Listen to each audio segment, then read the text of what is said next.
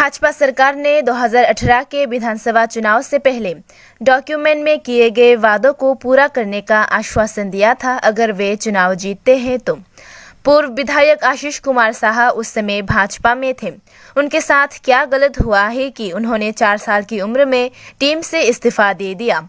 अब वे कांग्रेस पार्टी में हैं, इसलिए वे अब बीजेपी पार्टी का मजाक उड़ा रहे हैं और खराब बोल रहे हैं। ये तो लोग ही तय करेंगे कि पार्टी अच्छी है या आशीष कुमार साहा। बरदवाली सेंटर नंबर 8 से कांग्रेस प्रत्याशी के तौर पर आशीष कुमार साहा उपचुनाव लड़ेंगे। रविवार को शहर बरदवाली की ओर से आशीष साहा को उपचुनाव जिताने के उद्देश्य से अगरतला में त्रिपुरा प्रांतीय कांग्रेस भवन से जुलूस निकाला गया। जुलूस में प्रांतीय कांग्रेस अध्यक्ष बिरजित सिन्हा, टाउन बरदवाली सेंटर के उम्मीदवार आशीष साहा और अन्य कांग्रेस कार्यकर्ता मौजूद थे। इस दिन जुलूस 8वें टाउन बरदवाली सेंटर के विभिन्न मार्गों से गुजरा।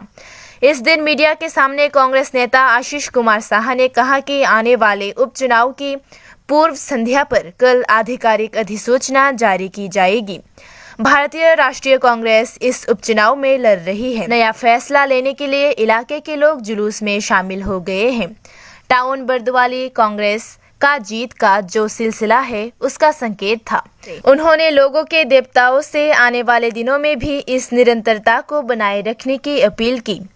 उन्होंने ये भी कहा कि इस राज्य के लोग जो 4 साल से अधिक समय से सत्ता में हैं, उनसे विकास के लिए बदलाव चाहते थे, शांति और समृद्धि के लिए बदलाव चाहते थे। इस राज्य में 4 साल से विफल सरकार के रूप में लोगों के मन में एक सरकार के प्रति सभी घृणा, अविश्वास का सामना करने के लिए आज लोगों तक पहुंचने के लिए कांग्रेस दृढ़ है।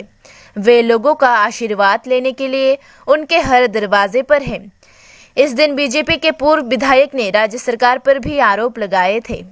আমি বিশ্বাস করি একজন সমাজসেবক হিসাবে যখন মানুষের আশা প্রত্যাশা পূরণ করতে পারিনি, যখন শাসক দলের থেকেও জনগণের যে চাহিদা, মানুষ যা চাইছিল অন্তত ন্যূনতম মৌলিক অধিকারগুলি, অন্ন বস্ত্র বাসস্থানের যে সমস্যা, এই সমস্যার সমাধান, মানুষ চাইছিল শান্তিতে সম্প্রীতিতে বসবাস করতে, এই রাজ্যে সন্ত্রাস আর বাইক বাহিনী উপহার দিয়ে মানুষের রাতের ঘুম যারা কেড়ে নিয়েছে তাদের বিরুদ্ধে আজকে জনমত গর্জে উঠতে, জনমতের